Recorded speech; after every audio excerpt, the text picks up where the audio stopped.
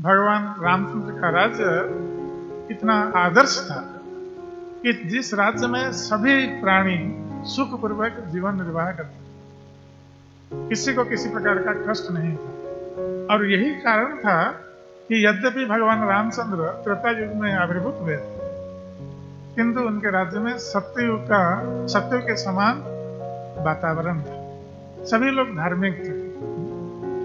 तो ये भगवान रामचंद्र का शासन, इसलिए राम राज्य की कल्पना हर कोई करता है कि राम राज्य में जिस प्रकार प्रजा सुखपूर्वक जीवन निर्वाह कर सके। तो राजा का ये परम कर्तव्य है कि प्रजानुरंजन। राजा कभी अपने स्वार्थ को देख नहीं सकता, प्रजाओं का स्वार्थ उसके लिए सर्वोपरि है। और यही कारण है कि हम देखते हैं कि भगवान रामचंद्र ने एक प्रजा को संतुष्ट करने के लिए, जिस प्रजा ने माता सीता पर लांछन लगाई, एक प्रजा को संतुष्ट करने के लिए अपनी प्रियतमा पत्नी को ये जानते हुए भी वो पतिव्रता है, इस पर पूर्ण विश्वास सीता देवी के ऊपर भगवान रामचंद्र का था, फिर भी उन्होंने उनको त्याग, वनवास आदेश दिया। तो ऐसे राजा वस्तुतः जगत में विरल है, क्योंकि स्वयं भगवान एक आदर्श राजा का अभिनय कर रहे हैं। और केवल आदर्श राजा नहीं, एक आदर्श पुत्र, एक आदर्श भ्राता, एक आदर्श पति, एक आदर्श पिता, हर तरह से भगवान रामचंद्र आदर्श ही थे सभी के। इसलिए भगवान रामचंद्र ने भारतीय जनजीवन को बहुधा प्रभावित किया है। घर घर में भगवान रामचंद्र की पूजा इसलिए होती है, सभी उनके आदर्श से अनुप्राणित होते हैं।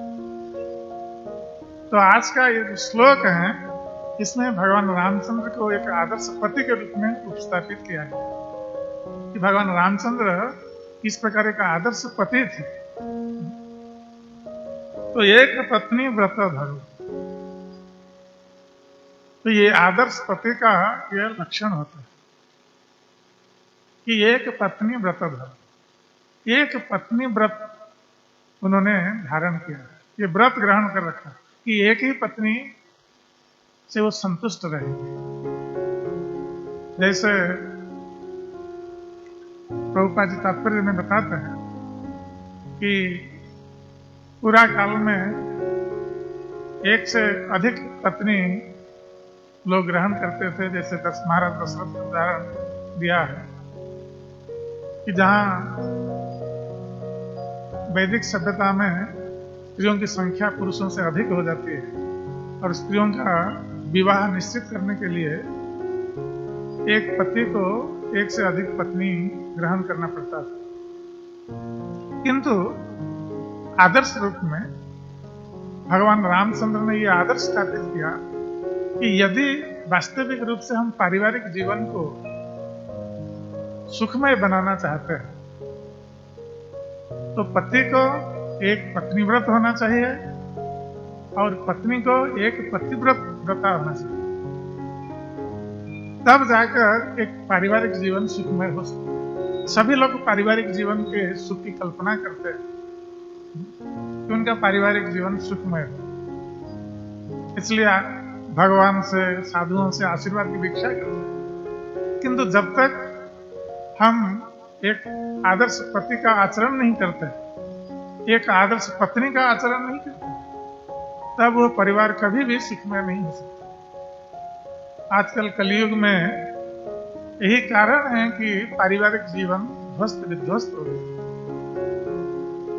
क्योंकि पति एक से अधिक स्त्रियों के साथ संबंध स्थापित करता है और पत्नी भी एक से अधिक पुरुषों के साथ संबंध स्थापित करता है।